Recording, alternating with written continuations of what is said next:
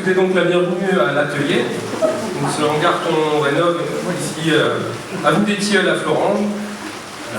Pour la petite histoire, c'est donc la famille Gelmetti qui nous a donné la lourde et chaleureuse mission d'utiliser ce lieu à des fins culturelles. Donc, on va y faire des concerts, on se met en place pour y accueillir des expositions. C'est une de nos premières. Donc, je vous remercie d'être venus.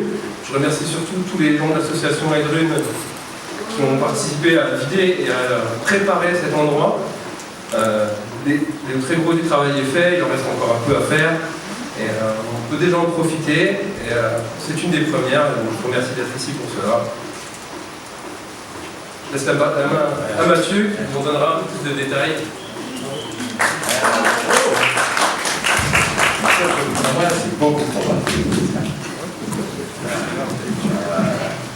Bonsoir à tous. Vous êtes ici pour donc, le centenaire des Gelmetti, principalement, qui était une bonne occasion pour célébrer aussi l'inauguration et l'ouverture du lieu qui va être transformé, comme l'a dit André, en lieu de culture où on va essayer de créer du tissu social à travers l'art et la culture, et la musique, et la peinture, et j'en passe. On va essayer de créer des ateliers d'artisanat et d'art ici aussi. Du coup, il y a beaucoup de travail, puisque le projet, comme vous pourrez le voir sur le petit diapo qu'on vous a préparé, le hangar devrait se transformer à moyen terme en fonction des financements qu'on trouvera.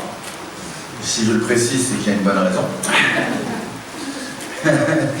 Et je pense que maintenant, il est temps de laisser la parole à François Gelmetti et Thomas, surtout, qui donc un ami d'enfance à nous, qui nous a invités au départ à venir s'occuper du lieu où il a passé son enfance.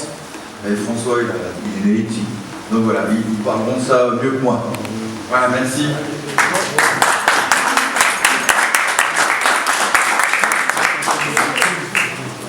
Bonsoir. En fait, c'est Elie qui nous reçoit ici parce que c'est le milieu de son environnement, c'est tout ce qu'il a créé, c'est ici.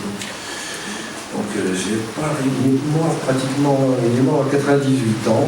Je ne vais pas tout vous raconter par le menu de sa vie parce que ça va aller encore demain matin. Et il y a donc ici autour de vous quelques maquettes, quelques rêves, quelques sculptures qu'il a laissées. D'autres sont exposées à Alex dans la Drôme, dans un musée qui est, on va dire, de la grande famille, puisque je ne vais pas en dire plus. J'ai trouvé ça extraordinaire, parce que je trouvais ça d'une jeunesse qu'il a gardée quasiment jusqu'à la fin, qui était un peu assombrie par la maladie, mais voilà, c'est un beau parcours qui reste à travers les quelques œuvres qui sont là.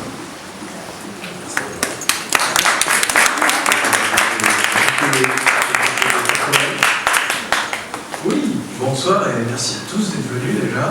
Je suis arrivé un petit peu en retard parce que j'ai couché la dernière génération de Gelmetti. Il mange et il dort un peu plus tôt que tout le monde.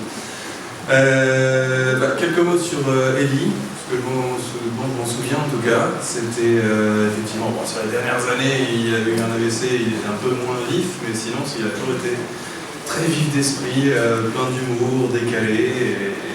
Voilà, je me rappelle d'un regard vif et d'une répartie pas pinçante, mais voilà, pas dénuée de petites moqueries. Moi, je l'ai vu quand j'étais petit et moins petit, et c'est vrai qu'il a été assez productif jusqu'à la fin.